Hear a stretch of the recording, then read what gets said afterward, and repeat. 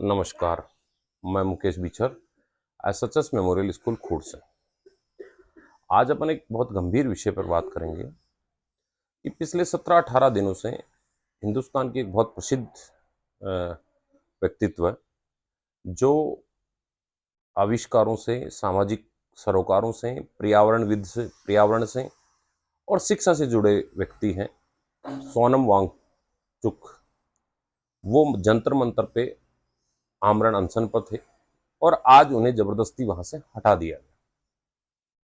पहली बात तो ये कहाँ जरूरत पड़ी है कि हमें ऐसे व्यक्तित्व को आमरण अनशन करना पड़ा, ये सोचने की बात है।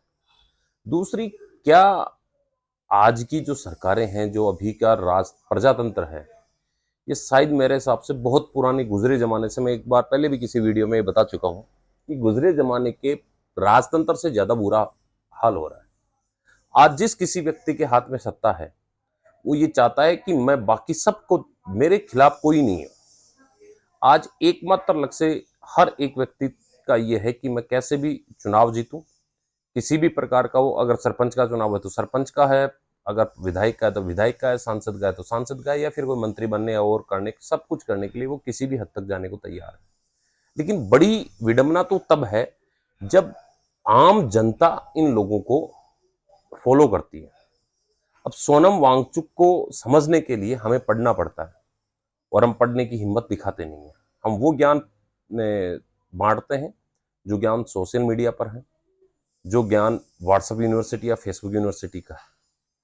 हमें इस बात को समझना पड़ेगा कि इतने बड़े ये व्यक्तित्व के ये लोग हैं, ये लोग आखिर क्यों किसी कोई धरना प्रदर्शन कर रहे हैं। मैं किसी भी पार्टी विशेष की बात नहीं कर रहा। आज के संपूर्ण प्रजातंत्र की स्थिति ये है कि उन्हें वो सब सुख सुविधाएं चाहिए जो पुराने जमाने में राजा भी नहीं रखते थे। और वो जनता से ये गुजारिश ये करते हैं कि अगर उन्होंने कह दिया तो वो काम जनता तुरंत करे। जनता की भलाई किसी के मैनिफेस्टो में नहीं है, किसी की विल में नहीं है, किसी की भी इच्छा शक्ति नहीं है कि वो जनता की भलाई करे। जो सबसे बड़ा मुद्दा, मैं सोनम वांगचुक का एक ही मुद्दे, एक बड़े मुद्दे पर समर्थन करता हूं। वो मुद्दा है शिक्षा का। ये वास्तविकता है। ये मैं पिछले 10 सालों से इस बात को बहुत बहुत गहनता से समझने की कोशिश कर रहा हूं, और जितना मैंने समझा है कि वर्तमान शिक्षा केवल और केवल पैसे वालों के लिए बचती जा रही है। पिछले 10 से 15 सालों में आप एक लिस्ट उठा के देखिए कि आपके आसपास में ऐसे कितने लोग हैं जिन लोगों के बच्चे डॉक्टर बनना डिजर्व नहीं करते हैं, लेकिन आज वो डॉक्टर हैं, स्पेशलिस्ट डॉक्टर हैं। चाहे वो फॉरेन से करके हैं या किसी यहाँ किसी प्राइवेट मेडिकल कॉलेज से उन्होंने मैनेजमेंट के साथ की होगी। मैं आपको स्पष्ट करना चाहता हूं कि दो ऐसे क्षेत्र हैं, एक शिक्षा और एक चिकित्सा। इन दोनों के साथ किसी प्रकार का समझौता नहीं होना चाहिए। इन दोनों को आपको अगर प्राइवेट सेक्टर में देते हैं कोई दिक्कत नहीं है, प्राइवेट सेक्टर में देखो देना पड़ेगा। जब गवर्नमेंट सेक्टर और प्राइवेट सेक्टर दोनों एक साथ दौड़ेंगे तब आम जनता का भला होगा।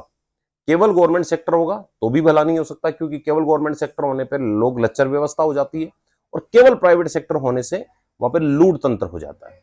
लेकिन जब प्राइवेट सेक्टर और गवर्नमेंट सेक्टर दोनों बराबर दौड़ते हैं तो बहुत अच्छी प्रतिस्पर्धा होती है और लोगों को उसका फायदा मिलता है। तो वो होनी चाहिए। लेकिन ये बात भी हमें समझनी पड़ेगी कि केवल और केवल आपके पास पैसा था इसलिए आज आपका बेटा डॉक्टर है, ऐसा तो नहीं होना चाहिए। केवल और केवल आपके पास पैसा था इसलिए आपका बच्चा आज एमबीए किया हुआ है। केवल और केवल आपका बच्चा, मतलब ऐसे टीचर्स आज भी गवर्नमेंट स्कूलों में या प्राइवेट कहीं पर भी आप मान लीजिए, ऐसे टीचर्स बैठे हैं जिन टीचर्स को अगर खुद को कुछ काम दे दें।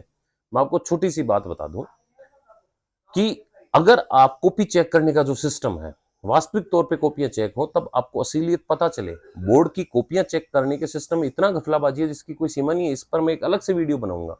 मेरा उद्देश्य केवल ये है, मैं आज इस वीडियो के माध्यम से आप लोगों से गुजारिश करना चाहता हूं कि अगर हम लोग नहीं जागे तो हमारी जो शिक्षा व्यवस्था है वो तहस नहस हो जाएगी।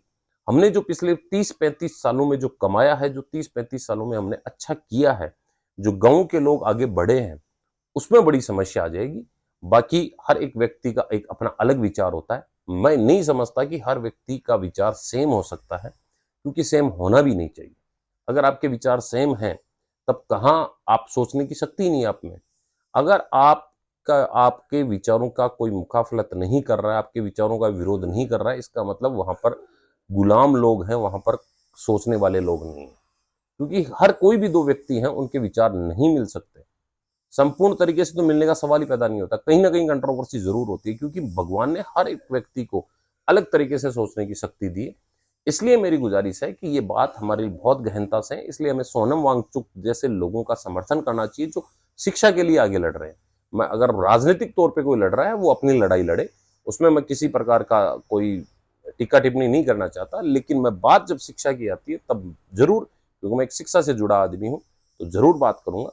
और मैं तो ये चाहूंगा कि सोनम वांगचुक से गवर्नमेंट को बात करनी चाहिए, और जो भी कोई परिस्थिति जरूरी नहीं है कि हम सही हैं। कई बार हमारा जो विरोधी होता है वो अपनी बात करता है, वो भी सही हो सकती है। तो हमें विरोध का भी सम्मान करना चाहिए, जो हमारे खिलाफ की बात करता है उसका सम्मान करना चाहिए। उसी से हम आगे बढ़ते हैं। धन्यवाद। जय हिंद।